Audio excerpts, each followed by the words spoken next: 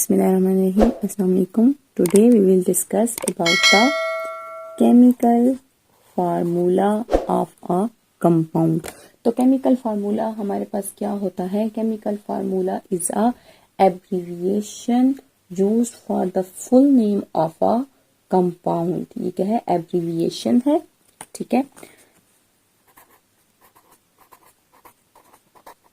Abbreviation for full name of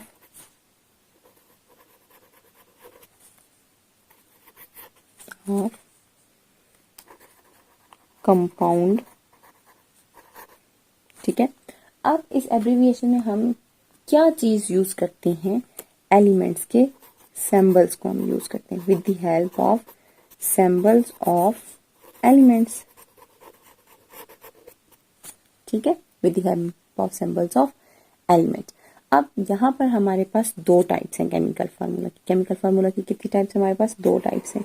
एक है empirical formula और दूसरी उसकी टाइप है मॉलिक्यूलर फार्मूला।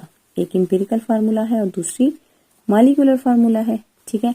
सबसे पहले तो हम केमिकल फार्मूला को थोड़ा सा डिस्कस करते हैं। केमिकल फार्मूला जो है वो हमारे पास क्या होता है कि लेट्स सपोज हमारे पास कोई भी कंपाउंड है, जैसे कि हमारे पास है सोडियम क्लोराइड। मैं यहाँ पर उसका फुल नेम लिखती हूँ, ठीक है। सोडियम क्लोराइड कंपाउंड हमारे पास क्या होता है? मैंने क्या बताया था अपने लास्ट लेक्चर में आपको कि हमारे पास जो कंपाउंड होता है वो दो या दो से ज्यादा एलिमेंट्स से मिलके बनता है, ठीक है। और उसकी जो कंपोजिशन होती है, जो कॉम्बिनेशन होती है एलिमेंट्स की, वो केमिकल कॉम्बिनेशन होती है, ठीक है। और फिजिकली हम उसको सेपरेट नहीं कर सकते, केमिकल बॉन्ड उसमें बना होता है। तो हम बात करते हैं एक कंपाउंड की। फॉर एग्जांपल सोडियम क्लोराइड है हमारे पास, सोडियम क्लोराइड, ठीक है, सोडियम क्लोराइड है हमारे पास। अब ये जो सोडियम क्लोराइड है, ठीक है, मैं अगेन लिख देती हूँ यहाँ पे, ठीक है। सोडियम क्लोराइड में हमारे पास दो एलिमेंट हैं, एक है सोडियम और दूसरा एलिमेंट उसमें है क्लोरीन, ठीक है। ये मैंने सैंपल लिखे हैं दोनों एलिमेंट्स के, सही हो गया। अब इन दोनों सैंपल्स को मिला के हम सोडियम क्लोराइड का फार्मूला बनाएंगे, ठीक है। किस तरह से बनाएंगे? वो फार्मूला हमारे पास क्या होगा?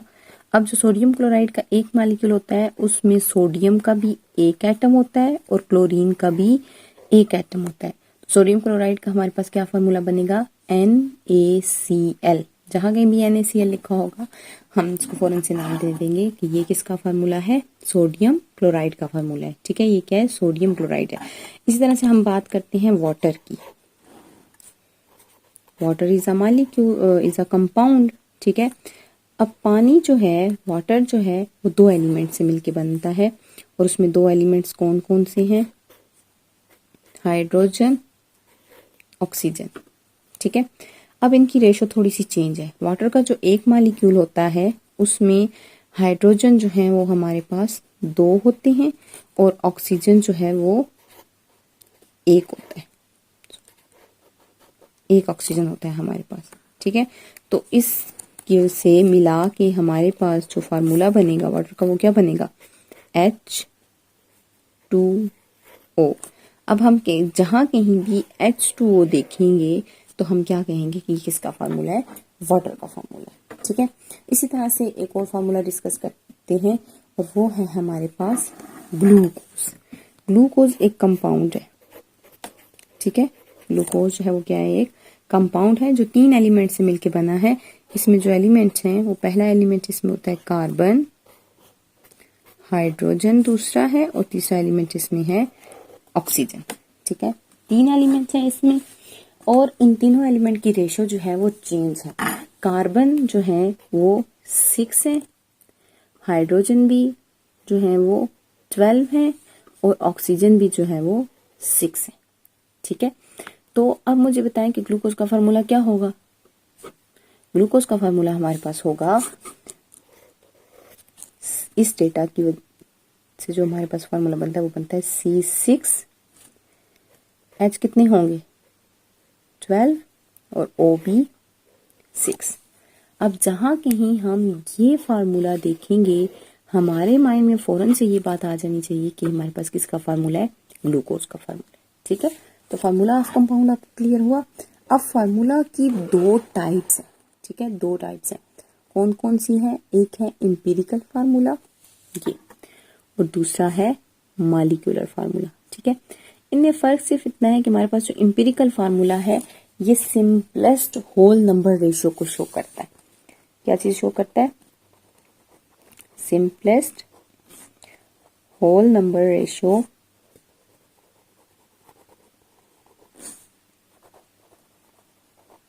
Of elements in compound. ठीक है, जैसे कि हमारे पास यहां मैंने फार्मूला लिखा वाटर का। ठीक है, NaCl सोडियम क्लोराइड का फार्मूला लिखा। ये दोनों हमारे पास क्या है? इंपीरिकल फार्मूला, क्योंकि ये सिंपलेस्ट होल नंबर रेशो। अब देखिए यहाँ पे रेशो क्या बनती है हाइड्रोजन और ऑक्सीजन की, 2:1 बन रही है। इसको अब फर्दर सिंपल तो नहीं कर सकते ठीक है, इसलिए हम कहते हैं कि ये सिंपलेस्ट रेशियो है, और ये फार्मूला जो ये सिंपलेस्ट रेशियो को शो कर रहा है। अब ग्लूकोज का फार्मूला हम देखते हैं एक नजर। जो ग्लूकोज का हमारे पास फार्मूला है C6H12O6, इसमें कार्बन 6, हाइड्रोजन 12, ऑक्सीजन 6। इसको हम फर्दर सिंपल कर सकते हैं, सिंप्लीफाई कर सकते हैं। ठीक है, सिंप्लीफाई करके ये क्या आएगा? 1:2:1। ठीक है, तो इसका मतलब है कि ग्लूकोज का जो इंपीरिकल फार्मूला है वो हमारे पास क्या होगा?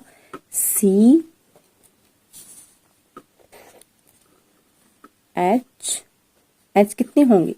2O। ये हमारे पास क्या है? ग्लूकोज का सिंपलेस्ट होल नंबर रेशियो वाला फार्मूला है, जिसे हम क्या कहते हैं? एम्पिरिकल फार्मूला कहते हैं। ठीक है, तो एम्पिरिकल फार्मूला ऑफ ग्लूकोज क्या होगा? ग्लूकोज का एम्पिरिकल फार्मूला हमारे पास क्या आएगा? CH2O। इसी तरह से अब हम बात करते हैं मॉलिक्यूलर फार्मूला की। तो मॉलिक्यूलर फार्मूला जो हमारे पास होता है वो actual whole number ratio of elements को शो करता है। एक्चुअल रेशियो जो होती है, ठीक है, किसी भी कंपाउंड में, उसको शो करता है ये। फॉर एग्जांपल ग्लूकोज का अगर हम लिखें फार्मूला तो C6H12O6, मतलब हमने सिंप्लीफाई नहीं किया उसको। ये हमारे पास क्या है? ग्लूकोज का मॉलिक्यूलर फार्मूला है, क्योंकि हमें पता है कि ग्लूकोज के एक मॉलिक्यूल में 6 कार्बन होते हैं, 12 हाइड्रोजन होते हैं और 6 ऑक्सीजन होते हैं। ठीक है, इसको हमने सिंप्लीफाई नहीं किया। जब सिंप्लीफाई नहीं करेंगे, एक्चुअल नंबर लिखेंगे हम एलिमेंट्स के, तो वो हमारे पास मॉलिक्यूलर फार्मूला कहलाएगा। जब हम इन्हीं नंबर्स को सिंप्लीफाई करके लिखेंगे, ठीक है, और वो फार्मूला जो हम बनाएंगे उसे हम क्या कहेंगे कि वो क्या है? हमारे पास ये एम्पिरिकल फार्मूला है, उसी ही कंपाउंड का।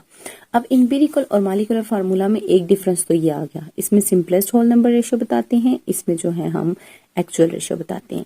अब जब हम सिंपलेस्ट रेशियो बताएंगे तो जाहिर है ये स्ट्रक्चर को शो नहीं करता। एम्पिरिकल फार्मूला जो होता है वो हमारे पास कंपाउंड का या जो मॉलिक्यूल का स्ट्रक्चर है, ठीक है, मॉलिक्यूल का जो स्ट्रक्चर होता है उसको शो नहीं करता, स्ट्रक्चर को नहीं दिखाता। जबकि जो मॉलिक्यूलर फार्मूला है ये हमारे पास मॉलिक्यूल के स्ट्रक्चर को शो करता है। ठीक है, स्ट्रक्चर ऑफ मॉलिक्यूल को रिप्रेजेंट करता है।